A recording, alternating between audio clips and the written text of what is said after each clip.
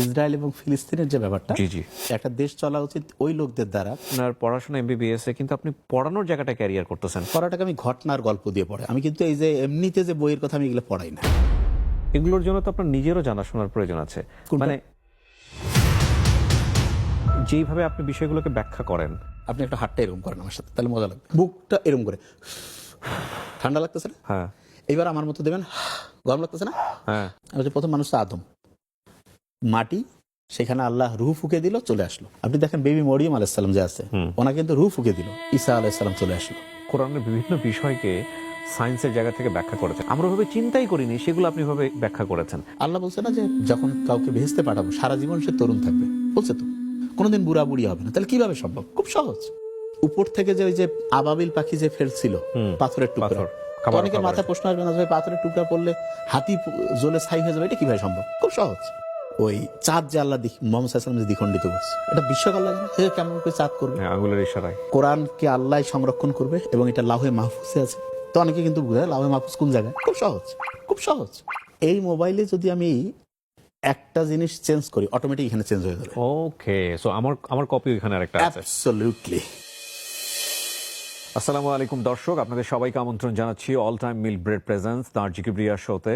আজকের এই অনুষ্ঠানে যাকে নিয়ে আমি সময় কাটাবো, তিনি আমার খুবই রেসপেক্টেড এবং যার কন্টেন্ট আমি দেখি এবং আমার বলতে কোনো দ্বিধা নেই, যার কন্টেন্ট দেখলে যারা বিলিভার তাদের ঈমান অনেক মজবুত হয়।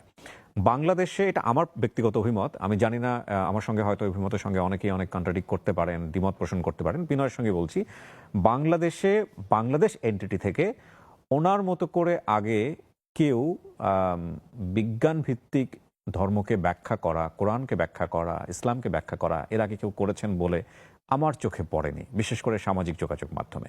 তিনি আপনাদের অত্যন্ত পরিচিত ডাক্তার নাবিল। আমি কি ডক্টর বলবো না ডাক্তার বলবো? ডক্টর বলবো। ডক্টর, কারণ আপনি পিএইচডি হোল্ডার। না না, আমি medical doctor. Medical doctor. So আমার অনেক বিষয়ে কনফিউজ আছে, যেটা আমি আসলে তাহলে ডাক্তার বলি। আচ্ছা, ঠিক আছে। ডাক্তার নাবিল বলে আমার জন্য অনেক বেশি ইজি হয়ে যাবে আর কি। নাবিল ভাই, আপনি কেমন আছেন? আল্লাহর রহমতে ইনশাআল্লাহ ভালো আছি। তবে দুইটা দিক আছে আসলে। একটা হচ্ছে যে বর্তমানে ইসরায়েল এবং ফিলিস্তিনের যে ব্যাপারটা, জি জি এইটার জন্য হচ্ছে যে মানসিকভাবে একটু খারাপ।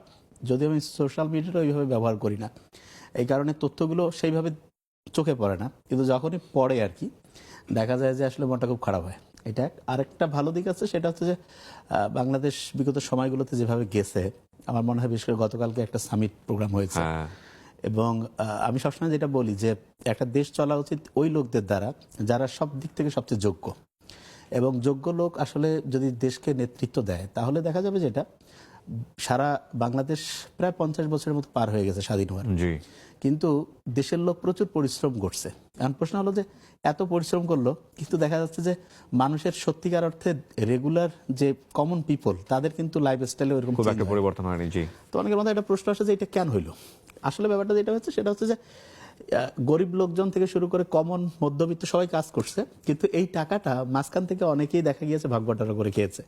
এবং স্বাভাবিকভাবে যেটা হয়, একজন যখন চুরি করে এটা ইনফ্লুয়েন্স হয় আর অন্যরা করে, এবং এটার কারণে সামগ্রিকভাবে যে দেখা গেছে যে হয়তোবা পার ক্যাপিটা যে ইনকামটা সেটা হয়তোবা বাড়ছে। যেমন ধরা যাক আপনি আমি দুইজন আছি, আমাদের দুইজনকার ধর যাক পার ক্যাপিটা হচ্ছে 1 লক্ষ টাকা, কিন্তু আপনি যদি ইনকাম করেন 1,99,000 আর আমি যদি 1,000, তারপর কিন্তু ভাগ করলে 1 লাখ, জি, কিন্তু আমি কিন্তু পাচ্ছি 1,000, আপনি 1,99,000। তো এখানে পার ক্যাপিটাল চেয়ে ইম্পর্টেন্ট হচ্ছে প্রত্যেকটা প্রান্তিক লোক কত টাকা পায়। তার মানে একদম লোয়ার লেভেল থেকে শুরু করে একদম বলা যেতে পারে গভর্নমেন্ট যারা চাকরি করে তাদের একদম 4th class 3rd class 2nd class তারা কিরকম পায়, আবার যারা হচ্ছে বিভিন্ন প্রতিষ্ঠানে ওয়ার্কার হিসেবে আছে তারা কিরকম পায়, তারা কি আসলে পার ক্যাপিটা ইনকামের ওই লেভেলটা টাচ করে কিনা। তা আমার মনে হয় যে এটার ক্ষেত্রে ন্যূনতম যেই মানে হচ্ছে ফ্যাসিলিটি থাকলে একজন স্বাভাবিকভাবে জীবনকে পরিচালনা করতে পারে, সেটা পারে নাই। কারণ কি, এই টাকাটা ভাগ বাটোয়ারা হয়ে উপরের দিকে চলে যাওয়ার কারণে এনাদের কাছ থেকে হচ্ছে টাকাটা হচ্ছে মাইনাস হয়ে গেছে। তাই আল্লাহর রহমতে যদি এখন সৎ লোক দিয়ে হচ্ছে সবকিছু রেগুলেট হয়, তাহলে আশা করা যায় যে চুরি বাটপারিটা যদি কমে যায় অটোমেটেড, তখন হচ্ছে যে প্রত্যেকটা প্রান্তিক পর্যায়ের যে লোক আছে তাদেরও লাইফস্টাইলটা ইনশাআল্লাহ আপগ্রেড হবে। এটা একটা ভালো দিক, মানে খারাপ ভালো মিলে আছি আলহামদুলিল্লাহ।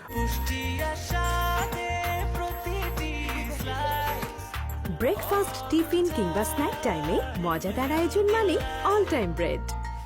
কন্টেন্ট নিয়ে বাংলাদেশের মানুষ জানে আপনি চমৎকার কন্টেন্ট তৈরি করছেন, চমৎকার শিক্ষণীয় কন্টেন্ট তৈরি করছেন, এ ব্যাপারে কোনো সন্দেহ নাই। যে বিষয়গুলো নিয়ে আমরা আসলে ধর্মের বাইরে বিজ্ঞানকে নিয়ে ব্যাখ্যা করার ওই রকম অনেকেই হয়তো বা ব্রেন রাখেন না, কিন্তু আল্লাহ আপনাকে সেই শক্তি দিয়েছেন এবং আপনি খুব চমৎকারভাবে সেটা করেন। আমি অনুষ্ঠানে বসে আপনার সম্পর্কে জানছিলাম যে আপনি ঢাকায় থাকেন না, আপনি থাকেন সে রংপুরে। আমি যদি আপনার একটু পরিবার নিয়ে জানতে চাই, শৈশবটা নিয়ে একটু জানতে চাই, আপনার বড় হওয়া সবকিছু মিলে আসলে কেমন ছিল? আমি হচ্ছে যে মানে সায়েন্সটা কিভাবে মিলাই এটা আমি সহজ করে আগে একটু বলি।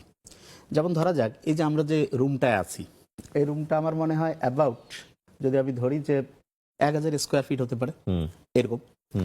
এখন এইটা কিন্তু, এই যে রুমটার কিন্তু একটা টেম্পারেচার আছে, ধরলাম যে 25 ডিগ্রি সেলসিয়াস, এবং এই রুমের যা কিছু আছে এগুলো কিন্তু হচ্ছে সব কঠিন পদার্থ, নর্মালি সলিড। এখন আমরা যদি এই রুমটা একটা বিশেষ পরিস্থিতি তৈরি করি, কিরকম, যেমন টেম্পারেচারটা 25 থেকে কমায় 20 করলাম, 10 করলাম, 5 করলাম, 0 করলাম, তারপরে -10, -20, এরকম করে কমাতে কমাতে যে -273 নিয়ে যাই, -273। এবং এই রুমের যে স্ট্রাকচারটা, যেটা সলিড আছে কঠিন, সেটাকে যদি আমি সলিড থেকে কোনোভাবে গ্যাসে আনতে পারি, তখন এই গোটাল রুমটার আয়তন, যেটা এখন 1000 স্কোয়ার ফিট আছে, সেটা 0 স্কোয়ার ফিট হবে, মানে 0 হয়ে যাবে, অ্যাবসলিউটলি 0। শুনলে অবাক লাগে না, যেটা কেমন কথা, এই গোটাল জিনিসটা 0 হয়ে যাবে। এখন আপনি চিন্তা করেন যে এই গোটাল পৃথিবীটা যে আছে, এটাকে যদি আমি হচ্ছে যে টেম্পারেচার গড় পড়তে হবে, পৃথিবীর টেম্পারেচার 15 ডিগ্রি সেলসিয়াস গড়ে, তো এইটা যদি আমি 25 থেকে, যেমন রুমটাকে আমি কমায় -273 নিলাম, আর সলিডটাকে আমি করলাম হচ্ছে গ্যাস করলাম, তখন -273 যখন গেল তখন এটা গোটাল 0 হয়ে গেল। ঠিক তেমনি করে এই গোটাল পৃথিবীটা যে আছে, আমরা যে পৃথিবীতে থাকি, এইটা যদি সবগুলো আমি গ্যাসীয় করি, আর টেম্পারেচারটা যদি 15 থেকে 10, 5 কমাতে থাকি, কমাতে কমাতে যে -273 করি, তখন গোটাল পৃথিবীটা যে আছে এইটার হচ্ছে আয়তন হয়ে যাবে 0, জাস্ট 0, মানে কোনো আয়তন নেই। আচ্ছা, এবার চিন্তা করেন যে এরকম পৃথিবীর মতো, ধরা যাক যে 1 লক্ষ পৃথিবী, ধরলাম একটু সহজ করে বোঝার জন্য, যে এইটা হচ্ছে যে আমাদের ধরা যাক মিল্কি আছে, আসলে অনেক বেশি আছে, যা সহজ করে, তাহলে এই মিল্কি যতগুলো এরকম পৃথিবীর মতো পৃথিবী আছে, তার চেয়ে অনেক বেশি আছে, প্রত্যেকটায় যদি আমি টেম্পারেচার কমিয়ে হচ্ছে -273 করি আর গ্যাসীয় করি, তাহলে এই সব মিল্কি ওয়ের মধ্যে যা কিছু আছে সবগুলো মিলে হচ্ছে আয়তন হয়ে যাবে 0। এবার আপনি চিন্তা করেন, মিল্কি ওয়ের মতো প্রায় 2000 কোটি হচ্ছে গ্যালাক্সি আছে এই মহাবিশ্বে এখন পর্যন্ত, 2000 কোটি। তো এই যে ইয়াগুলো আছে, ওইটাকে যেটা আমি বলি যে হচ্ছে যে প্রত্যেকটা গ্যালাক্সি যদি এরকম টেম্পারেচার আমি কমিয়ে -273 করি, এবং হচ্ছে যে সলিড থেকে, লিকুইড থেকে এটাকে যদি আমি গ্যাসীয় করি, তাহলে সবগুলোর হচ্ছে আয়তন কিন্তু 0-তে নামবে। ইসলামে একটা খুব সুন্দর কথা আছে যে মহাবিশ্বের যা কিছু আছে একটা ছোট্ট বিন্দুর মধ্যে ছিল। তো অনেকে অবাক হয় না যে একটা বিন্দুর মধ্যে কেমনে থাকবে, খুব সহজ। এটা আল্লাহ জাস্ট 2টা টেকনিক লাগাতে হবে, একটা হচ্ছে টেম্পারেচার কমিয়ে -273 করবো, আর সবগুলোকে গ্যাসীয় করবো। এই 2টা ফর্মুলা যদি আমরা অ্যাপ্লাই করতে পারি, তাহলে সব কিছুকে 0-তে আনা যাবে। তারপর ওইখানে যে বিস্ফোরণ ঘটায়, বিস্ফোরণ হলে কি, টেম্পারেচার বাড়বে, টেম্পারেচার যদি বাড়ে তখন কি হবে, প্রসারিত হবে। তার মানে সহজ ফর্মুলা, টেম্পারেচার আপনি কমালে আয়তন কমতে থাকবে, আর যদি টেম্পারেচার আপনি বাড়াতে থাকেন তাহলে আয়তন বাড়তে থাকবে। এই মেকানিজমের উপর ভিত্তি করে কিন্তু দেখা যাচ্ছে যে কোরআনে যেটা ছিল যে সবকিছু একটা বিন্দুর মধ্যে ছিল, তারপর আস্তে আস্তে আস্তে আস্তে হচ্ছে যে ওটাকে যেটা বলে যে এক জায়গায় বিস্ফোরণ হইলো, গ্রহ নক্ষত্র মহাবিশ্ব তৈরি হলো, এইভাবে হয়। তা আমার মনে হয় যে কেউ বুঝতে পারবে, খুব ইজি জিনিস। তা আমি যেটা ছোটবেলায় আমার মানে যদি আমি দেখি যে আমি পড়তাম মূলত যে জায়গায়, আমাদের গ্রামের বাসা হচ্ছে নীলফামারী ডোমার বোড়াগাড়ি, একদম উত্তরবঙ্গ। তা বোড়াগাড়িতে আমার হচ্ছে যে বাবা যিনি, উনি ছিলেন হচ্ছে এই যে টিচার বলতে কিরকম, ওই যে বিভিন্ন যে এনজিও কেন্দ্রিক যে প্রতিষ্ঠান আছে সেটা, আর আমার মা হচ্ছে হেলথ অ্যাসিস্ট্যান্ট। এখন যেটা হয়েছে, আমি ছোটবেলায় যেটা হতো, আমরা কিন্তু পড়তাম গভর্নমেন্ট স্কুলে। তো ছোটবেলা থেকে আমার যে জিনিসটা হয়েছে সেটা হচ্ছে যে আমি নিজে যা পড়তাম সেটা এমনি অন্যের সাথে আলোচনা করতাম, এই জিনিসটা আমার মধ্যে ছিল। এখন আমি বুঝতে পারি যে এটা হয়তো ব্রেইনের নিউরনের যে কানেক্টিভিটিতে হেল্প করে, এখন বুঝতে পারি, কিন্তু তখন তো জানতাম না। তা আমি, আমার মনে হয়, আমার যেটা অবজারভেশন সেটা হচ্ছে যে আমি একটানা মনে হয় যে আধা ঘন্টা কখনো পড়ি নাই কখনোই। আমি যেটা মানে পড়তাম, মানে ইচ্ছা করে যে পড়ি নাই সেটা না, কারণ আমার খেলার প্রতি খুব আকর্ষণ ছিল, এই কারণে যেটা আমি একটু পরেই খেলতে যেতাম। কিন্তু খেলা যে পরিমাণ আমি খেলছি, মানে টাইমের দিক থেকে এটা বলা যেতে পারে যে সকাল বললামই তো 8:30 9টা থেকে স্কুলে যাওয়ার আগ পর্যন্ত, আবার স্কুলে টিফিন পিরিয়ডে খেলতাম আমরা, বাসা না আসি, আবার টিফিনের পরে স্কুল ছুটি হলে বাসায় এসেই আবার একটু খেয়ে আবার খেলতে যেতাম, আবার সন্ধ্যার দিকে আবার আসতাম। এসে আমরা সন্ধ্যায় যেটা হতো, আমাদের একটা নিয়ম ছিল যে সন্ধ্যায় বই পড়তে হইতো, আব্বা দেখতো যে, আর ওই সময় নামাজের টাইম হলে আমরা একটু রেস্ট নিতাম। হ্যাঁ, আমার মা হচ্ছে এবং বাবা দুইজনে পড়া হচ্ছে নিত বলতে কি, যে দৈনিক পড়া দিত, যে এটা একটু পড়া দাও। তা আল্লাহর রহমতে এই যে রেগুলারিটিটা ছিল, এইটার কারণে আমার যেটা মনে হয়েছে যে কত সময় পড়তাম তার চেয়ে কতটুকু পড়তাম এইটা আমাদের কাছে ছিল, যে পড়াটা যাতে ঠিকভাবে মানে ওই পরিমাণটা যাতে দেই। এবং এরকম করে পড়তে পড়তে আল্লাহর রহমতে তো ফার্স্ট ছিলাম আলহামদুলিল্লাহ। 5-এ ট্যালেন্ট পুলে আল্লাহর রহমতে বৃত্তি পাই, 8-এ পাই, মেট্রিকে আমরা থানা ফার্স্ট হই। তখন তো থানা কেন্দ্রিক ওইভাবে হইতো, এটা ডিস্ট্রিক্টেরও সেরা রেজাল্ট ছিল। কিন্তু আমার যেটা মনে হয়েছে কি, যে রেজাল্ট দিয়ে আসলে একজনকে ডিফাইন করাটা পারফেক্ট না। কিন্তু আপনি পেশায় ডাক্তার হলেন, এটা কি আগে থেকেই ঠিক করা ছিল যে আপনি ডাক্তার হবেন? ডাক্তার হইলাম মানে কি, এটা খুব ইন্টারেস্টিং। আমি যখন এইচএসসিতে পড়তাম মানে ইন্টার, তখন কিন্তু আমি প্রাইভেট পড়াতাম। আমি যখন নিজে ইন্টারে পড়তাম, এবং আমার খেয়াল আছে আমি যখন ইন্টারে পড়তাম আমার কাছে আমার বন্ধুরা হচ্ছে যে মিল সিস্টেমে পড়তো। মিল সিস্টেম বলতে কি, তারা দেখা যেত আমি আমার কিছু বন্ধু যে ঠিক আছে এই পড়াটা দেখাই দিব, খাওয়াইতো মজা করে আর কি। আর তারপরে হচ্ছে ওই সময় আমি হচ্ছে যে মেসের মধ্যে থাকতাম যখন, তখন মেসের মধ্যে যেটা হয়েছে সেটা হচ্ছে যে ওই আমাদের সিনিয়র ভাইয়ারা থাকতো, বিভিন্ন বিষয় নিয়ে আলোচনা হতো পড়াকেন্দ্রিক। তো পড়াকেন্দ্রিক যখন আলোচনা হতো, তো একটা জিনিস কে কিভাবে করতে পারে, তা দেখা গেল আমি বললাম যে এটাতে এইভাবে সহজ করে করা যায়। তা যাকে আমি বললাম উনি দেখা যাচ্ছে যে প্রাইভেটের জগতের কিং মানে ওই সময়। কয় নাবিল তুই এটা কিভাবে পারলেন? বললাম ভাই মাথায় চলে আসছে। কয় দেখতো এটা আবার পারিস নাকি, বলে দিই হয়ে যাইতো। আচ্ছা তুই তো হেভি প্রাইভেট পড়াবি। আমি বললাম তাই নাকি ভাই? কয় হ্যাঁ। তখন ওনারা আমাকে এক জায়গায় নিয়ে গেল, নিয়ে বললো যে প্রাইভেট পড়াইতে হবে, দেখতো পারিস কিনা। তা আমার খেয়াল আছে এটা পুলিশ লাইনের এক স্টুডেন্ট, সে সম্ভবত ফার্স্ট টার্ম পরীক্ষায় রেজাল্টটা ছিল এরকম যে সে 2 কি 3 সাবজেক্টে ফেল করছে। তারপরে আমাকে যখন উনি একজন হচ্ছে পুলিশের বাচ্চা আর কি, পুলিশ লাইনে পড়তো, তা বললো যে আমার ছেলেকে বাবা তুমি পড়াইতে পারো? আমি বলছি, দেখি। সম্ভবত 2-2.5 মাস পড়ালাম। তা পুলিশ লাইন ওইটা মোটামুটি ভালো প্রতিষ্ঠান, যেখানে ফার্স্ট টার্মে সে 2-3 সাবজেক্টে ফেল করছিল, তারপরের টার্মে দেখা গেল সে সেকেন্ড হয়ে গেছে। তা এটা হওয়ার পরে দেখা গেল অন্য যারা আছে যে কি ব্যাপারে কি মানে ওদের মধ্যে হয়তো আলোচনা, আরেক জায়গায় নিয়ে গেল, বললো যে ঠিক আছে পড়াও দেখি। তা আমি বললাম যে আগে পড়াই। তা পড়ানোটার ক্ষেত্রে আমি যেটা সবসময় ইয়ে করতাম সেটা হচ্ছে যে পড়াটাকে আমি ঘটনার গল্প দিয়ে পড়াই। আমি কিন্তু এই যে এমনিতে যে বইয়ের কথা আমি এগুলো পড়াই না, আমি ঘটনার গল্প করি, আমার সিস্টেমে এটা। আর আপনার যে আমি ভিডিও দেখছি, কারণ আমি ঘটনা গল্প শুনতে পছন্দ করি, মানে এমনি কথা আমার ভালো লাগে না, এমনি কি শুনে মানে জিনিসটা কি আসলে। এবং এটা দিয়ে করতে গিয়ে যেটা হয়েছে, আমি মানে আমার এটা একটা অভ্যাস হয়তো হয়ে গেছে, যে কোনো আমার স্পিচ আমি ঘটনা গল্প দিয়ে শুরু করি এবং শেষে আমি এটাকে চোখ করি যে কোথা থেকে কোথায়। এবং পড়ার ক্ষেত্রে আমি এই জিনিসটাই করি, যে কোনো জিনিস, সেটা একেবারে কনস্টিটিউশন সংবিধান থেকে ইংলিশের গ্রামার হোক, ফিজিক্স কেমিস্ট্রি বায়োলজি যা কিছু আছে, এটা ঘটনা। এবং মেডিকেলে যখন আমি পড়লাম, পড়তে গিয়ে আমি যেটা দেখলাম যে মানে আমরা যখন হচ্ছে যে ওটাকে যেটা বলে যে ভর্তি হওয়ার পরে কিন্তু হচ্ছে ক্লাস শুরু হতে একটা গ্যাপ থাকে। তা চিন্তা করলাম বাসায় বসে থেকে কি লাভ, এসে পড়ানো শুরু করি। তারপর আমি রংপুরে সরাসরি চলে আসলাম। এসে যেটা হলো যে আমি পড়ানো শুরু করলাম। হ্যাঁ, তা পড়ানোর ক্ষেত্রে যেটা হয়, এটা একটা স্বাভাবিক প্রক্রিয়া মানুষের, কি যে মানুষের মধ্যে হচ্ছে সহজ করে শেখার একটা আকাঙ্ক্ষা থাকে। যে কোনো জিনিস যে কেউ যদি সহজ করে বুঝতে পারে তাহলে পড়ার প্রতি আগ্রহী হয়। এই তো তারপরে আমার এই পড়ানোর জার্নিটা শুরু হলো, মেডিকেলে পড়ানো। আর মেডিকেল পড়ার সময় যেটা আমি আমার নিজের যেটা অবজারভেশন ছিল সেটা হচ্ছে যে আমি হচ্ছে যে পড়তে গিয়ে যেটা বুঝি আর কি, সেটা হচ্ছে আমাদের মেডিকেলের সিস্টেমের মধ্যে যেটা বড় গলদ যেটা আমার মনে হয়েছে সেটা হচ্ছে যে এখানে রুগীর সাথে যে বিহেভিয়ার ব্যাপারটা, তারপরে হচ্ছে যে ওইটাকে যেটা বলবো যে লাইফস্টাইলের যে ব্যাপারটা, এইটা মেডিকেলের আমাদের যে কারিকুলাম যেভাবে এখানে ওইভাবে ইয়া করে না। আপনার এমবিবিএস কমপ্লিট করার পর আপনার স্পেশালিটি গ্রো করলো কোন সাইটে? এমবিবিএস শেষ করার পরে যেটা ছিল সেটা হচ্ছে যে আমার যেটা টার্গেট ছিল যে আমি নিজে কিছু করব। তা বাসা থেকে যেটা হয় স্বাভাবিকভাবে যে বিসিএস দেওয়ার পরে হচ্ছে জব অন্তত করো, এটা একটা ব্যাপার। তো এইটা যখন হলো তখন মনে হলো যে না, বিসিএসটা দেওয়া যায়, কারণ আমি বিসিএস আবার পড়াইতাম। আমি যখন দেখা যেত যে আমি যখন মেডিকেলের সেকেন্ড ইয়ার থার্ড ইয়ার, আমার বড় ভাইয়েরা আমার কাছে ওনারা মানে পড়তো বলতে জিনিসটাকে ওইভাবে বলা যাবে না, মানে পছন্দ করতো, আমাকে বলতো যে নাবিল তুই এই জিনিসগুলো আমাদের একটু দেখায় দে। আলহামদুলিল্লাহ তখন আমি যেটা করতাম সেটা হচ্ছে যে ঠিক আছে বিসিএসটা দিই। তা বিসিএস আল্লাহর মধ্যে দিয়ে দিই, বিসিএস হয়ে যায়। হয়ে যাওয়ার পরে যেটা হলো সেটা হচ্ছে যে মানে আমার সবসময় যেটা আমি করার টার্গেট করছি সেটা হচ্ছে যে আমার পড়াতে যেহেতু খুব ভালো লাগে, মানে একটা জিনিস সহজ করে বোঝানোর, যেহেতু বুঝতে পারতাম যে একটা জিনিস আমি সহজ করে বলতে পারি ইনশাল্লাহ। তারপরে যেটা আমি করলাম সেটা হচ্ছে যে আমি বিসিএস করে প্রথমে আমার পোস্টিং হয়ে গেল যেটা হয় উপজেলা পর্যায়ে, ওইখানে তারপরে হওয়ার পর রংপুর মেডিকেল কলেজে, রংপুর মেডিকেল কলেজ হসপিটাল মেডিসিনের যে আউটডোর সেখানে।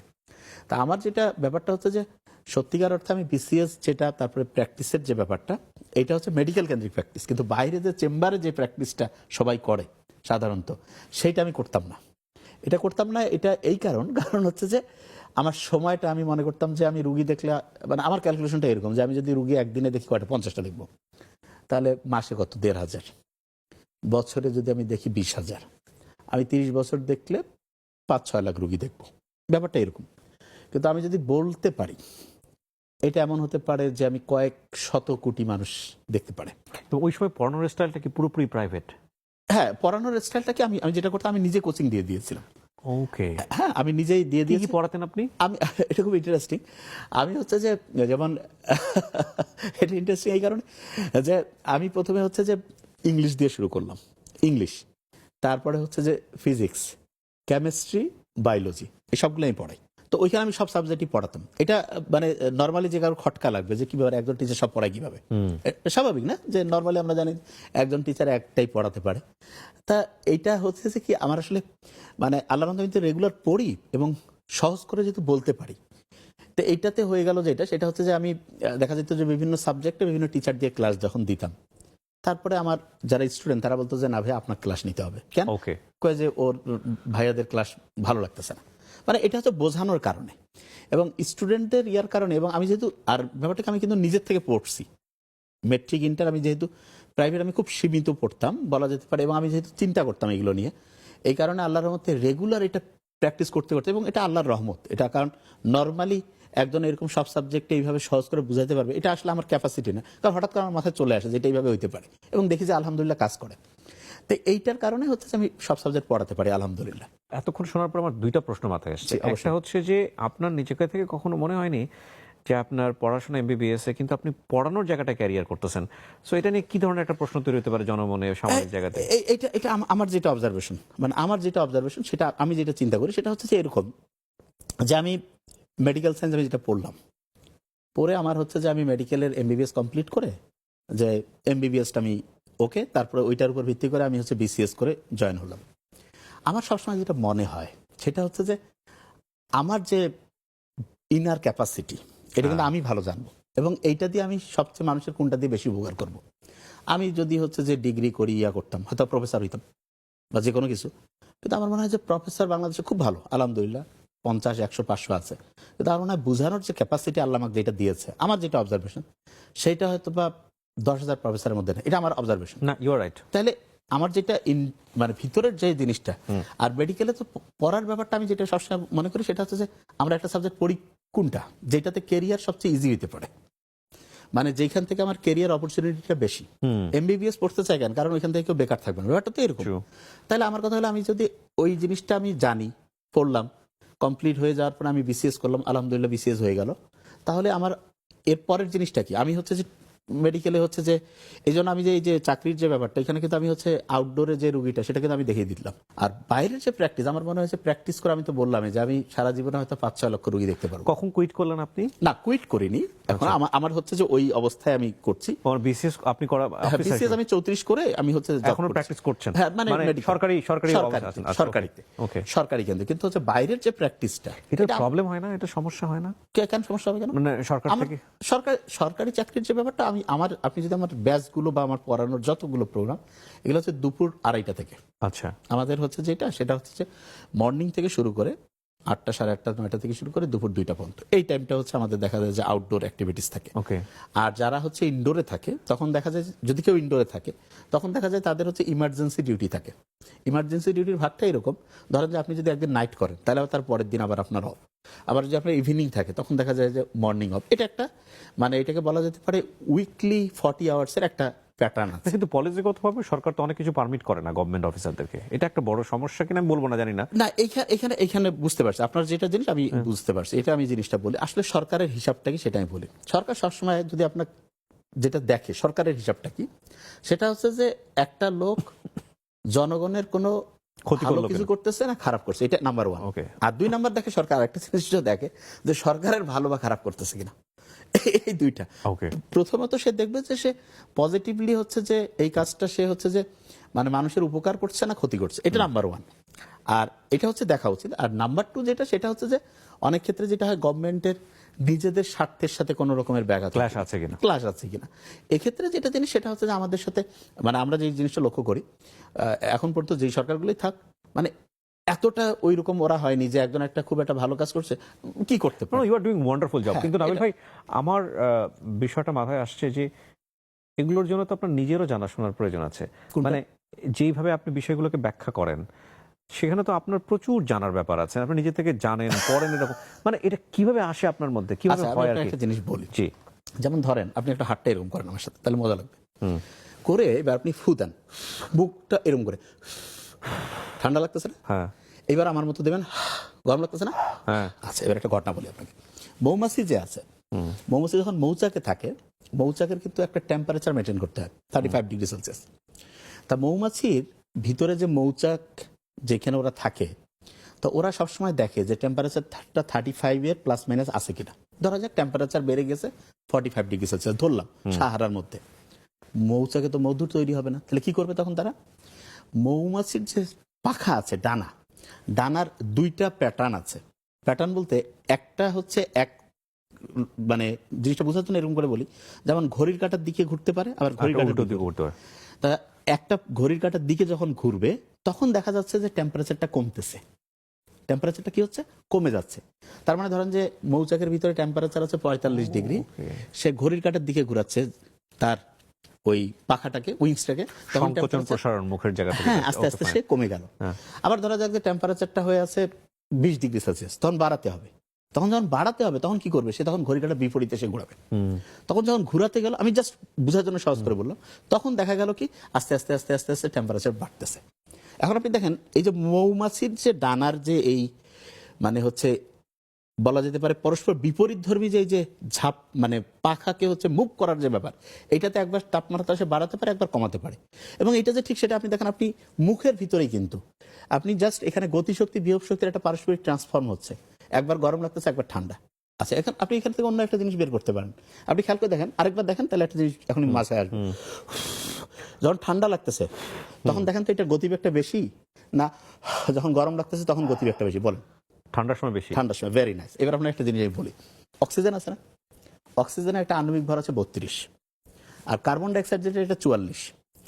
স্বাভাবিকভাবে যে কেউ বলে যে যেটার আণবিক ভর কম, মানে আমি সহজ করে আরো বলি, একজন 32 কেজি ওজনের একটা জিনিস, একটা 44 কেজি, কোনটা ঠেলা মারলে বেশি জোরে দৌড়াবে? 32, 44, বেশি জোরে দৌড়াবে। 44 মনে হয় নাকি, বেশি না, 32 যাওয়ার মানে কথা। সহজ সেন্স চিন্তা করেন, আপনি একই পরিমাণ ধাক্কা দিলেন, হ্যাঁ 32। 32টা ধরে। Very nice. তার মানে কেন? কারণ আপনি জানেন যে এটা ওজন কম, মানে এটার ভরটা কম আছে, এটা ধাক্কা দিলে বেশি দূর সে চলে যাবে। 44টা কম। আচ্ছা, এবার আপনি আমাকে বলেন তো, যখন আপনার গতিবেগটা বেশি পাচ্ছেন, এখানে কি কার্বন ডাইঅক্সাইড পাচ্ছেন না অক্সিজেন? অক্সিজেনের কিন্তু ভরটা কম। কোনটা পাচ্ছেন? অক্সিজেন পাচ্ছেন। মাথায় আসতেছে কি? অক্সিজেন পাচ্ছেন। আর যখন আপনি এরকম করছেন, গরম আসতেছে, তখন কিন্তু কার্বন ডাইঅক্সাইড পাচ্ছেন। এখন আপনি একটা জিনিস খেয়াল করেন তো, তাহলে আমরা যখন আমাদের শরীরে ঠান্ডা অনুভব করি তখন কি আমরা অক্সিজেন পাচ্ছি না কার্বন ডাইঅক্সাইড? অক্সিজেন। অক্সিজেন, কারণ ঠান্ডাই দেখেন, ঠান্ডা। যখন গরম তখন কার্বন ডাইঅক্সাইড। এখান থেকে আপনি আরো অন্য জায়গায় যেতে পারেন। মা সাধারণত কি হয়, ঠান্ডা না গরম? সাধারণত ঠান্ডা, সাধারণত। তাহলে মা হচ্ছে অক্সিজেন, বাবা হচ্ছে গরম, কার্বন ডাইঅক্সাইড। তার মানে আপনি পড়াটাকে এইভাবে করেন। আপনি বুঝতে পারছেন আমার কথা আমি কি বলছি? বাট এই ডাইমেনশনটা আপনার মাথায় খেললো কিভাবে? এটা তো আল্লাহর রহমত। এটা তো আমি আপনাকে বললাম, এটা আমি তো আপনাকে বললাম যে আমি কোনো বইয়ের মধ্যে যদি পাইতাম, আমি তো আপনাকে বলতাম যে আপনি যে কোনো জায়গায় পাইতেন না। এটা কি টুইস্টটা কি হঠাৎ করেই হলো, না কেউ একজন নক করছে? আমি কেন বলি, মানে অনেক প্রতিভা আমাদের মধ্যে থাকে কিন্তু আমরা বুঝি না। কেউ একজন এসে আমাদেরকে বলে, বা কোনো একটা ঘটনা আমাদেরকে মনে করিয়ে দেয় যে ইউ আর স্পেশাল।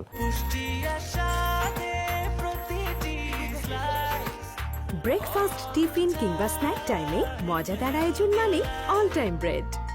জি, আমি যেটা বলছিলাম যে আপনার ভিতরে যে অসাধারণ ব্যাপারটি আছে এবং এটা যে রিকগনাইজড, এটা এটা এটা এটা করলে যে আপনি অনেক বড় একটা কিছু করতে পারবেন, এটাকে আপনি নিজেই রিয়েলাইজ করলেন নাকি কেউ একজন কখনো আপনাকে কোনো ঘটনার মধ্য দিয়ে ঘটনাটা ঘটে গেছে আসলে? আচ্ছা, এটা ছোটবেলা থেকে যদি বলি, আবার হচ্ছে নানার বাসা কিন্তু হচ্ছে ঢাকায়। হ্যাঁ। তা ঢাকায় দেখা যেত যে আমরা হচ্ছে যে প্রায় আসতাম, এসে হচ্ছে যে স্বাভাবিকভাবে মামাদের সাথে নানারা সবাই মিলে এখানে থাকতাম।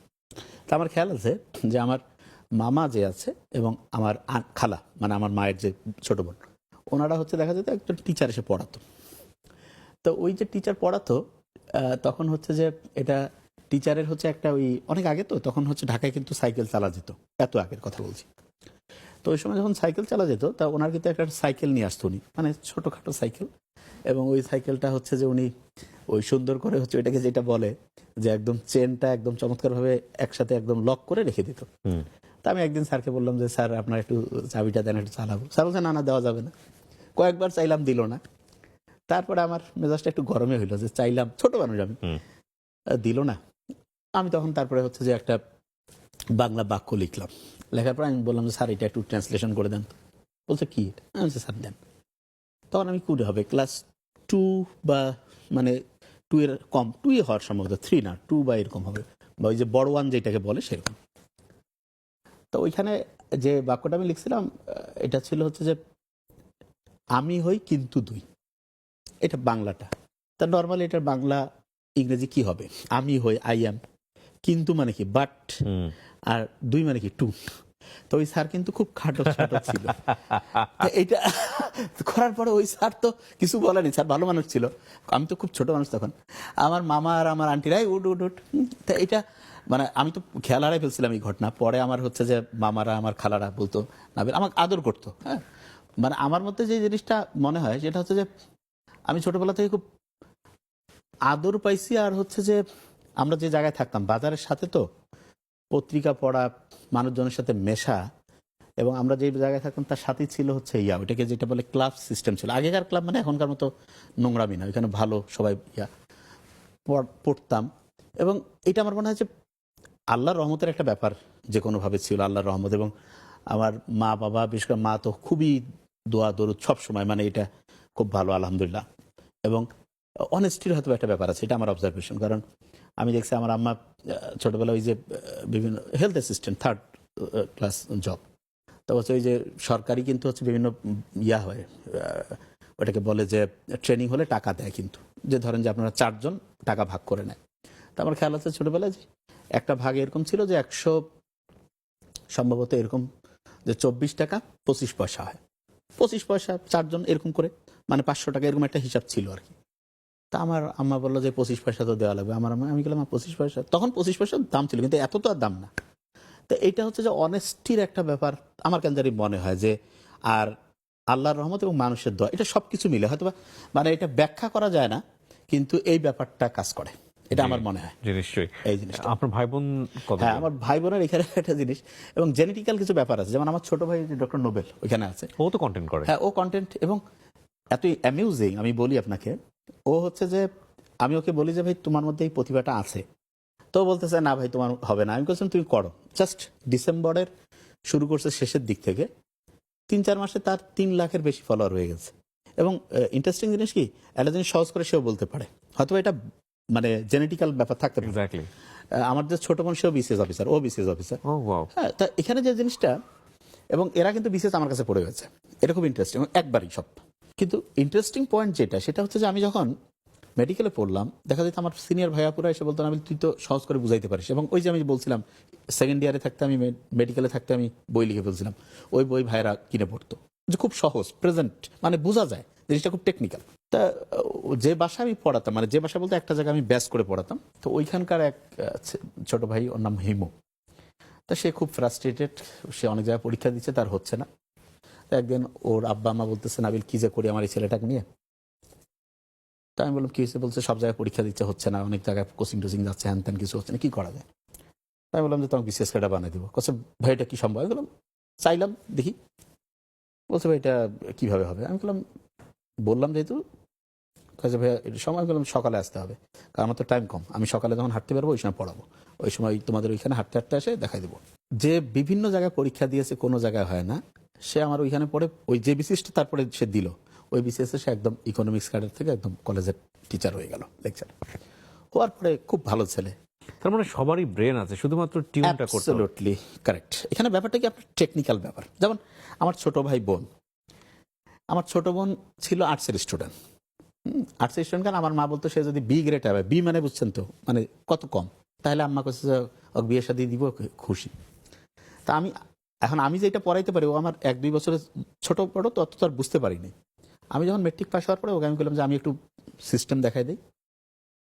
সে মানে পড়তো না বা ওইরকম আগ্রহ ছিল না, আর্টসে ছিল, আর্টসে কাদরা সাধারণত তো নর্মালি তো সে গোটার লাস্ট বোর্ডে ফার্স্ট হয়ে গেল, গোটার লাস্ট বোর্ডে। আপনার আপন বোন? আমার ছোট বোন, নিজের ছোট বোন, আপন বোন তো অবশ্যই। তারপরে যেটা হলো, সে মানে হচ্ছে কলেজে, রংপুর কলেজে ভর্তি হলো। হওয়ার পরে সে হচ্ছে যে ঢাকা ইউনিভার্সিটিতে হচ্ছে যে ইকোনমিক্স নিয়ে পড়লো। পড়ার পরে সে বলতেছে ভাই আমি কি করবো? আমি বললাম যে বিসিএস দে। ভাই বিসিএস করে পড়বি, হয়ে যাবে। আমার কাছে এটা, কারণ আমি জিনিসটা বুঝি, এটা যে কেউ আমার যদি ভিডিও দেখে বিসিএস কিন্তু তাহলে বুঝতে হবে, কারণ আমি জিনিসটা একজন পড়াবে 2 ঘন্টা, আমি পড়াবো 10 মিনিট। আমার কাছে ওই জিনিসটা আছে, কারণ আমি জানি যে এটা কিভাবে কাজ করবে ইনশাল্লাহ। তা সে যখন হইলো মোবাইলে আমার কাছ থেকে শুনতো ফোন করে করে, তা শেষে সে বাসায় চলে আসলো, সে বললো যে ভাই আমাকে এখান থেকে পড়তে হবে। পরে সে দিল, বিসিএস ফার্স্ট পারি হয়ে গেল আলহামদুলিল্লাহ।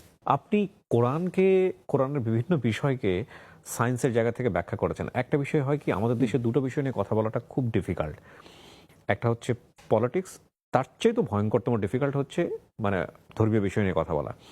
আমরা যারা আসলে সেই অর্থে রিলিজিয়াস স্কলার নই, তারা ধর্মের কোনো বিষয় নিয়ে বলতে গেলে বিভিন্ন রকমের বিপদে পড়ি। ইভেন ডক্টর জাকির নাইককেও পড়তে হয়েছে, আমরা তো খুবই সাধারণ টাইপের মানুষ সেই তুলনায়। তো সেখানে আপনি এরকম খুবই খুবই জটিল জটিল বিষয়, যেগুলো আসলে আমরা ভাবে চিন্তাই করিনি, সেগুলো আপনি ভাবে ব্যাখ্যা করেছেন। মানে এগুলো কিভাবে হলো আসলে? মানে আল্লাহর কাছে আমি সবসময় একটা জিনিস চাই আর কি। আল্লাহর কাছে আমি সবসময়, এটা ছোটবেলাতে আমি রাব্বি জিদ্দিন আলমা খুব পড়ি, খুবই। এবং আল্লাহকে আমি বলি যে আল্লাহ তোমার জ্ঞান বাড়ায় দাও। এটা আমি সবসময় মানে আল্লাহর কাছে মন প্রাণ দিয়ে চাই। এবং একটা জিনিস আমি ব্যাখ্যা করি, কিভাবে যে আচমকা আর মাথায় আসে কিন্তু আমি বুঝতে পারি না। কিন্তু এখানে একটা জিনিস যেটা আপনাকে বলছি, আমি ফিজিক্স, কেমিস্ট্রি, বায়োলজি, ইংলিশ সব পড়াতে পারি আলহামদুলিল্লাহ। এবং আমি রেগুলার যদি পড়াই, আর আমি বই পড়ি প্রচুর আলহামদুলিল্লাহ, এবং খেয়াল থাকে। এইটার কারণে যেটা হয়েছে, সায়েন্সের যে কোনো বিষয়, আমাকে যে কোনো বিষয় আপনি এনিথিং আপনি আমাকে জিজ্ঞেস করলে আমি ইনশাল্লাহ এটা আপনাকে বলতে পারবো যে জিনিসটা কিভাবে কাজ করে। যে কোনো, আপনার এখনই মন চাইলে আপনি যে কোনো জিনিস বলতে পারেন, এনিথিং। কারণ এটা আমি জানি ইনশাল্লাহ, এই বিষয়ে আমার কনফিডেন্স আছে যে আমি জিনিসটা বুঝি। মানে বিজ্ঞানের এমন কোনো জিনিস আছে আমি শুনি নাই, এখন পর্যন্ত আমি শুনি নাই, মানে এটা আমি বলতে পারি ইনশাল্লাহ, কারণ আমি এরকম পড়াশোনা করি। মানে ব্যাপারটা হচ্ছে আমি শুনি নাই, হয়তো আপনি বললে এরকম হয়ে যেতে পারে যে হয়তো আমি শুনি নাই, কিন্তু বলছে যে কোনো। এবং আমি যখন বিসিএস ভাইবা দিতে গেছি, আমার স্যারের অনেক জিনিস খুব মজা লাগলো আর কি, ভাইবা নিয়ে আমার বলছে ভেরি নাইস। তা ব্যাপারটা হচ্ছে সেটা হচ্ছে যে আমি যেহেতু ভার্সেটাইল পড়াই, এবং পড়াতে গেলে যেটা স্টুডেন্টরা প্রশ্ন করে স্বাভাবিক, এবং আপনার ইনস্ট্যান্ট আপনি উত্তর জানেন না, টিচার ওরা দেখলে বডি ল্যাঙ্গুয়েজ দেখলে বুঝবে যে জানে কিনা, এটা স্টুডেন্টের বোঝা যায়। তো এই রেগুলার প্র্যাকটিস করতে করতে, এবং আলহামদুলিল্লাহ আমি পড়ি যেহেতু, এইটা বিষয়ে আমার কনফিডেন্সটা আছে যে আমি জানি জিনিসটা। যেমন একবার এক স্টুডেন্ট বলতেছে এসে আমাকে যে ভাই দেখেন, আল্লাহ তো মানুষ বানায় ফেলছে, কি বলে, মানুষ তো হচ্ছে যে মানুষ বানায় ফেলছে, ক্লোনিং যে সিস্টেমটা, আপনার একটা দেহকোষ নেওয়ার পরে কিন্তু আপনার যদি নেয়, আপনার মতো একটা লোক তৈরি হয়ে যাবে, একদম অ্যাবসলিউটলি আপনি। তা আমাকে যখন এটা বলছে, মেডিকেলের এক স্টুডেন্ট আমার কাছ থেকে বলেছে মেডিকেলে চান্স পেয়েছে, আমি বলছি শুধু একটা মজার ঘটনা বলি। বুঝছো কি ভাই? আমি বলছি তুমি কি জানো পৃথিবীর প্রথম মানুষটা আল্লাহ কিভাবে বানাইছে? বুঝছো কিরকম? আমি বলছি প্রথম মানুষ তো আদম, মাটি, সেখানে আল্লাহ রুহ ফুঁকে দিল, চলে আসলো। ওনার শরীরের পাজর একটা নিয়েছে, একটা হাড্ডি নিয়ে সেখান থেকে হাওয়াকে তৈরি করছে, হাওয়া আলাইহিস সালাম। তা আমরা যে বলছি একটা দেহকোষ থেকে নিয়ে একটা মানুষ তৈরি হবে, আল্লাহ কিন্তু প্রথম মানুষটার পরে যে হাওয়া আলাইহিস সালাম তৈরি করছে, এটা কিন্তু ক্লোনিং করে করছে। এখন প্রশ্ন হলো যে আল্লাহর ক্লোনিং আর আমার ক্লোনিং এর পার্থক্যটা কোথায়? একটা ইন্টারেস্টিং পার্থক্য আছে। পার্থক্যটা হচ্ছে আমাদের ক্লোনিং এর ব্যাপার হচ্ছে, আপনার যদি ক্লোনিং করি তাহলে অ্যাবসলিউটলি আপনি হবেন। তার মানেটা কি? তার মানে আপনার চেহারা যেই রকম আছে, আপনার যে ক্রোমোসোমাল প্যাটার্ন আছে, সব এইটা হবে। মানে একদম ছেলে যা আছে তাই হুবু আপনি হবেন, ছবিতে দেখেছি। অ্যাবসলিউটলি। কিন্তু আল্লাহ যে ক্লোনিং করছে সেটা কি? ক্লোনিং করলো আদম পুরুষের, বানাইলো হাওয়া নারী। আনবিলিভেবল না? ছেলের ক্লোনিং করে মেয়ে, এটা কিন্তু হওয়ার কথা না, সায়েন্স এখনো যাইতেই পারেনি। এখন অনেকের মাথায় একটা প্রশ্ন আসতে পারে যে আচ্ছা ছেলের ক্লোনিং করে মেয়ে করছে, তা মেয়ের ক্লোনিং করে ছেলে পারবে কিনা? পারছে। আপনি দেখেন বেবি মরিয়ম আলাইহিস সালাম যে আছে, ওনা কিন্তু রূহ ফুঁকে দিল, এটা আরো স্পেশাল, কোনো ভাঙাভাঙি নাই, কিছু নেই। ঈসা আলাইহিস সালাম চলে আসলো, এইটা হচ্ছে মেয়ের মধ্যে ছেলে। আমি যখন কোরআন পড়ি রেগুলার, একটু হলো পড়ি, তখন আমি দেখি যে কি অসাধারণভাবে আল্লাহ, মানে জাস্ট কেউ যদি আপনি দেখবেন যে তখন যে ভাই আসলে জিনিসটা অন্যরকম। তার মানে আল্লাহ আছে এবং কিছু জ্ঞান আমাদের দিয়েছে, এবং সেই জ্ঞান দিয়ে আমরা কি পারি? মেয়ের ক্লোনিং করে ওইরকম মেয়ে, ছেলের ক্লোনিং করে ওইরকম ছেলে। এবং ইন্টারেস্টিং যে জিনিসটা আপনি দেখবেন, প্রায় একটা কথা ইসলামের আছে না যে কোরআনকে আল্লাহ সংরক্ষণ করবে এবং এটা লাউহে মাহফুজে আছে। তো অনেকে কিন্তু বুঝে লাউহে মাহফুজ কোন জায়গায়।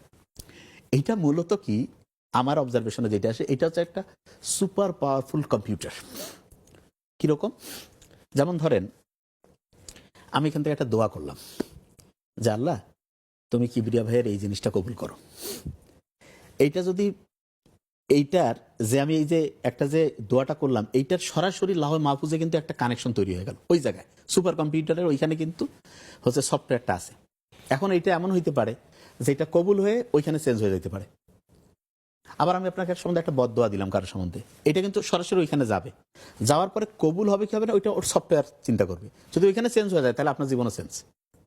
এখন অনেকের মাথায় প্রশ্ন আসবে যে ভাই লাউহে মাহফুজ নিশ্চয়ই তো এটা 1 আসমান 2 আসমান এরকম না, এত দূরে হবে যে আলোর চাইতে বেশি গতিতে যাবে, এরকম একটা ব্যাপার আছে কিন্তু। তাহলে আলো নর্মালি এক জায়গা থেকে আরেক জায়গায় যেতে কিন্তু 3 লাখ কিলোমিটার লাগে। ধরেন যে আপনি সূর্য থেকে আলোকে আপনি টর্চ লাইটের মাধ্যমে পাঠাইলেন, এখানে আসতে কিন্তু 8 মিনিট 20 সেকেন্ড লাগবে। তা সূর্য যে জায়গায়, এরপরে এরকম লক্ষ লক্ষ কোটি কোটি, মানে এমনও আছে যে ধরা যাক যে আপনি আলো প্রথম যেই দিন পৃথিবীর দিকে আসা শুরু হয়েছে 1300 কোটি বছর আগের থেকে আসতেছে, এখনো পৃথিবীতে আসেনি, তাহলে কত দূরে? এইটা হচ্ছে প্রথম আসমান। আর লাহে মাহফুজ নিশ্চিত করে বলা যায় আরো দূরে আছে। প্রশ্ন হলো তাহলে এইখানে আমি দোয়া করলাম, ওইখানে যদি আলোর বেগেও যায় তাহলে তো যাওয়া সম্ভব না। এটা আমরা এতদিন জানতাম যে কিভাবে যায়। এখন একটা বিজ্ঞানীরা বের করছে কোয়ান্টাম এনট্যাঙ্গেলমেন্ট। এটা কি? ধরেন যে এই দুইটা মোবাইলই হচ্ছে যে এটা কি বলবো যে OnePlus, কথার কথা, এটা অবশ্য বিজ্ঞাপন না, এমনি জাস্ট বোঝার জন্য। এরা হচ্ছে জমস। এইখানে আমি এই মোবাইলটা রাখছি আর এই মোবাইলটা রাখলাম মনে করেন 1300 কোটি আলোকবর্ষ দূরে। এই মোবাইলে যদি আমি একটা জিনিস চেঞ্জ করি অটোমেটিক এখানে চেঞ্জ হয়ে যাবে। ওকে, সো আমার কপি ওখানে আরেকটা আছে। অ্যাবসলিউটলি ঠিক আছে, বুঝতে পারছেন আমি কি বলছি? তো এইটা এখন বিজ্ঞানীরা কোয়ান্টাম এনট্যাঙ্গেলমেন্ট আসার পরে জানতেছে। এবং এটা যদি আগে না আসতো মানুষ কিন্তু না ভাই আলোর চেয়ে বেশি দৌড়ে তো কেউ দৌড়াইতে পারবে না, তাহলে এটা কিভাবে সম্ভব? সম্ভব।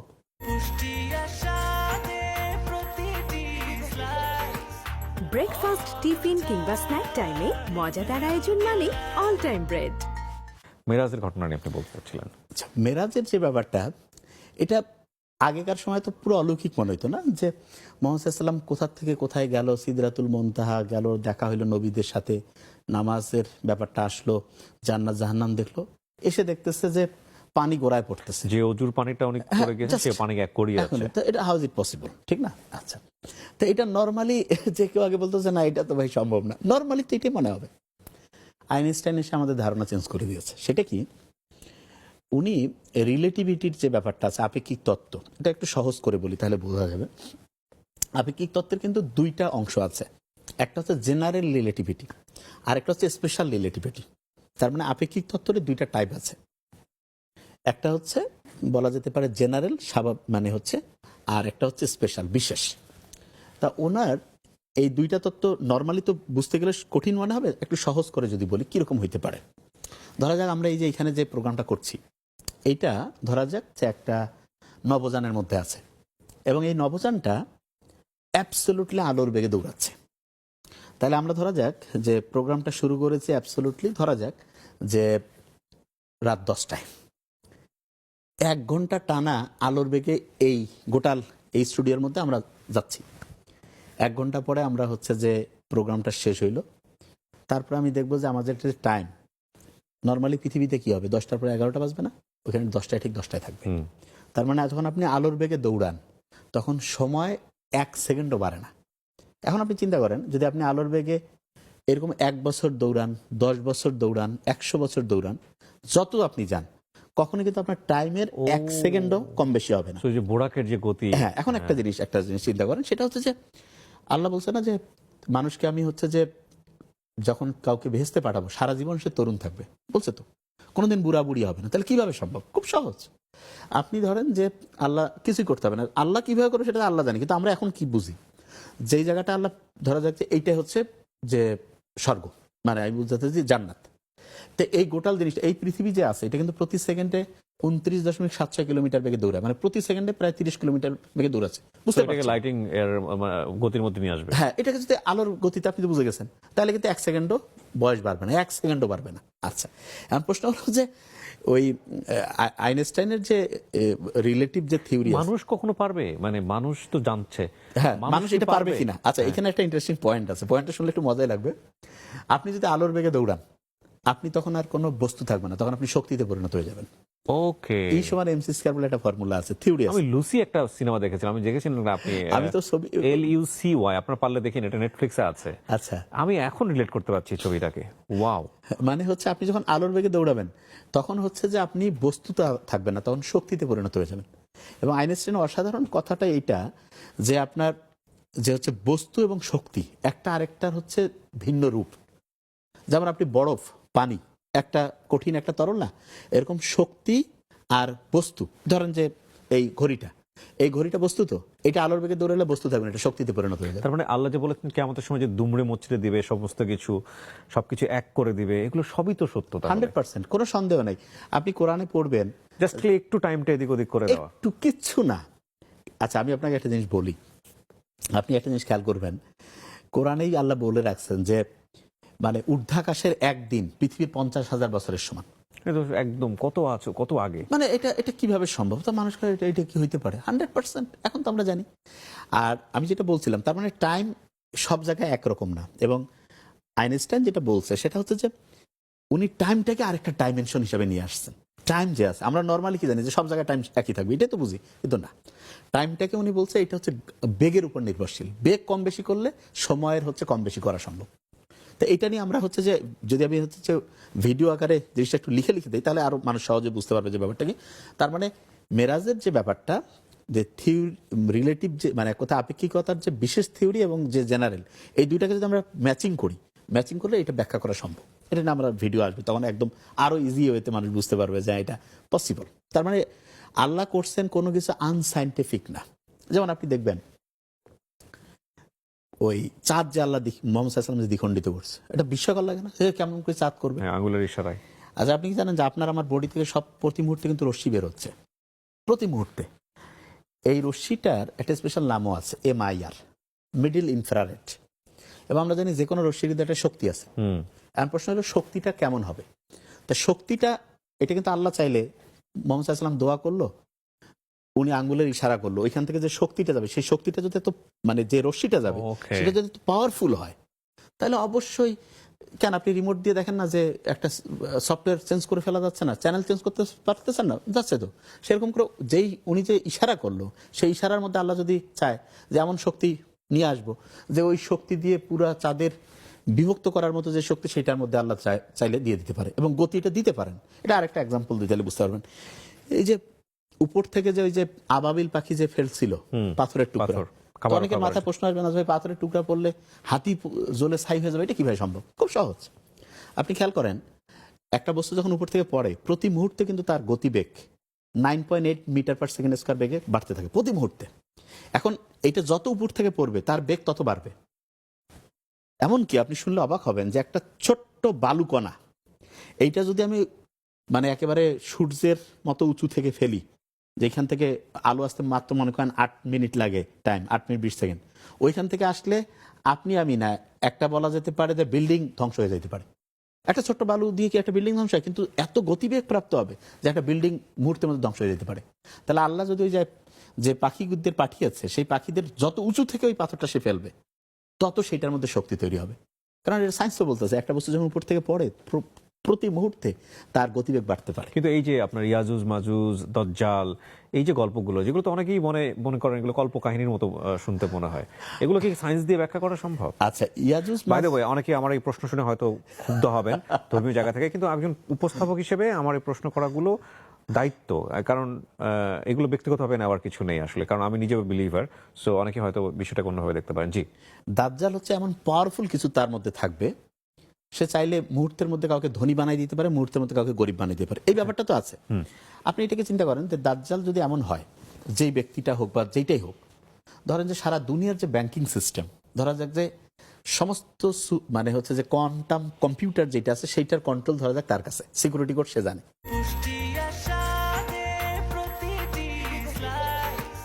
ব্রেকফাস্ট, টিফিন কিংবা স্ন্যাক টাইমে মজাদার আয়োজন মানে অল টাইম ব্রেড। এখন আপনি আমাকে টাকা দিলেন, আমি আপনাকে টাকা দিলাম, এটা কিসের মাধ্যমে দিচ্ছে? একটা ব্যাংকিং সেট আপের মাধ্যমে। তো দাজ্জাল যদি এরকম পাওয়ারফুল কেউ যদি হয় যে সে চাইলো যে ব্যাংকিং সিস্টেমটা গোটালটাই মুহূর্তের মধ্যে সে অফ করে দিল, তাহলে কিন্তু টাকা আপনি ট্রানজাকশন অফ করা সম্ভব, এটা কিন্তু সম্ভব। কিন্তু নর্মালি যে পণ্য বিনিময় যে সিস্টেম সেটার মাধ্যমে না, এটা কিন্তু সম্ভব না, কিন্তু ওই সিস্টেমের মাধ্যমে সম্ভব। আর আলটিমেটলি আমরা ওইদিকেই যাচ্ছি, কারণ আমাদের ক্যাশ থাকবে না। ক্যাশ থাকবে না, তার মানে ব্যাপারটা, এবং মানে টাকার যে ব্যাপারটা, এটা একটা বড় এপিসোড হইতে পারে। টাকার ব্যাপারটা কিন্তু পুরাটাই হচ্ছে কি, টাকা জিনিসটা কিন্তু এর কোনো ইন্ট্রিনজিক ভ্যালু নেই। মানে ইন্ট্রিনজিক ভ্যালু বলতে কিরকম, যেমন গোল্ড, এটা কিন্তু আপনি হচ্ছে যে ওটাকে আমি যেটা বলি 10 বছর পরে ওর যে ভ্যালুটা থাকবে, 20 বছর পরেও যে ভ্যালু থাকবে। টাকা কিন্তু আজকে এই সময় আছে, সরকার চেঞ্জ হলে এরকম, ডোনাল্ড ট্রাম্প একটা ট্যারিফ বসাই দিলে চেঞ্জ হয়ে যাবে। এটা কিন্তু প্রতি মুহূর্তে ফ্লাকচুয়েট করে, এবং এইটা ফ্লাকচুয়েট করে মানে সবসময় খেয়াল রাখবেন যে এইটার মাধ্যমে মানুষকে কন্ট্রোল করার একটা সুবিধা আছে। যে কেউ চাইলে যদি খারাপ কারো হাতে পড়ে, সেইটা দিয়ে যে কাউকে মানে হচ্ছে যে বলা যেতে পারে যে কন্ট্রোল করে তার দ্বারা ভালো খারাপ অনেক কিছু করতে পারে। তো এইখানে আসলে কি এটা গোটাল সিস্টেমটা আমি একা ফাইট করার বিষয় না। এটা হচ্ছে যে ইউনাইটেড ওয়েতে যদি কেউ যে না আমরা হচ্ছে টাকার এই সিস্টেমটার, এই যে ইউএস যে হচ্ছে যে ব্যাংকিং সিস্টেমটা রথচাইল্ড ফ্যামিলি থেকে যে কন্ট্রোল হয়, এটা কিন্তু পুরাটাই বলা যেতে পারে যে তাদের ইচ্ছা মতো তারা হচ্ছে টাকা হচ্ছে যে প্রিন্ট করতে পারে। এটার উপর আমার একটা এপিসোড আছে, এখানে রকমারি সোহাগ ভাই খুব সুন্দর করে ব্যাখ্যা করেছেন বিষয়টাকে। ভেরি ফাইন জিনিসটা, তার মানে টাকা যখন আপনি বেশি ছাপাবেন, তখন জিনিসটা হলো কি আপনার টাকার কিন্তু মূল্যমানটা কমে গেল। মানে আপনি যদি ধরেন যে, আমি এটা একটা সহজ এক্সাম্পল দিয়ে গেলে, ধরেন যে একটা মুরগি আপনি এখন কিনতে পাচ্ছেন 100 টাকায়, এখন আমি যদি টাকার পরিমাণ দ্বিগুণ করে দিই, তখন কিন্তু মুরগির দামটা 200 হয়ে যাবে, বা ওই 100 টাকা দিয়ে তখন ওই মুরগির অর্ধেক পাবেন আপনি, সহজ করে যদি বলি। তার মানে হচ্ছে টাকা ওর নিজের ভিতরে তো ইনার কোনো ভ্যালু নেই, ওটা জাস্ট হচ্ছে বিনিময়ের মাধ্যম। সামহাও কেউ একজন ওটার কলকাঠি নাড়াচ্ছে। হ্যাঁ, অ্যাবসলিউটলি। নাবিল ভাই, আমরা আসলে এমন একটা জায়গায় এসে শেষ করতে হচ্ছে যেখানে আমার তেষ্টা বেড়েছে, কিন্তু আমি এখনো পরিতৃপ্ত হইনি। হ্যাঁ, এবং আল্লাহ আপনাকে যে মেধা দিয়েছে সেটার প্রপার ইউজ হোক, এই দোয়া করতে চাই। এবং অসংখ্য মানুষের কাছে আজকে সামাজিক যোগাযোগ মাধ্যমে আপনি পৌঁছে গেছেন, এবং আপনার ভিডিওগুলো আমি দেখি, যখনই ভিডিওগুলো দেখি তখন নিজের মনে হয় অনেক পিছিয়ে আছে, আরো অনেক কিছু জানার দরকার ছিল। আপনি অনেক ভালো খেদমত করছেন, জ্ঞানের খেদমত করছেন, এবং আপনি আমার ডাকে রংপুর থেকে চলে আসছেন, এটা আমার জন্য অনেক বড় পাওয়া। আপনার দীর্ঘায়ু এবং সুস্থতা কামনা করছি। থ্যাংক ইউ, আপনাকে অসংখ্য ধন্যবাদ। আর আমি যে কোনো মানুষের জন্য একটা জিনিস শুধু বলবো, সেটা হচ্ছে যে বিজ্ঞান ক্রমাগত আবিষ্কার করবে, তবে মাথায় রাখতে হবে যে এই ধর্মীয় যে গ্রন্থগুলো আছে, এগুলো যদি কেউ ঠান্ডা মাথায় অ্যানালাইসিস করে, বুঝবে যে একই সোর্স থেকে আসছে। তার মানে একটা জিনিস যদি একই সোর্স থেকে আসে, তাহলে ওই জিনিসটা অথেন্টিক। এই জন্য, এবং মানুষকে ম্যানুফ্যাকচার করছে যেহেতু আল্লাহ, এই জন্য আল্লাহ জানে যে কোনটা আমাদের জন্য কল্যাণকর, কোনটা আমাদের জন্য ক্ষতিকর। এই জন্য বিজ্ঞানের আবিষ্কার হয় নাই বুঝতেছি না, কিন্তু আল্লাহ বলছে, এটা মানলে আমরা সব দিক দিয়ে উন্নত হব। Thank you so much. ধন্যবাদ। দর্শক, অসাধারণ এই সময় নিশ্চয়ই আপনি আমাদের সঙ্গে যুক্ত ছিলেন, এই বিশ্বাস নিয়ে আজকের মতো শেষ করতে চাই। আপনারা ডাক্তার নাবিলকে বোঝার জন্য, যারা ইউটিউবে আমাদের আজকে প্রথম দেখলেন, বিশেষ করে আমার এই কন্টেন্টে ফার্স্ট দেখলেন, তাকে বোঝার জন্য ইউটিউবে তার যে চ্যানেলটি আছে সেখানে যাবেন, বিস্তর জ্ঞান লাভ করার সুযোগ রয়েছে। অনেক ভালো থাকুন, আজকের মতো এই পর্যন্তই। আসসালামু আলাইকুম।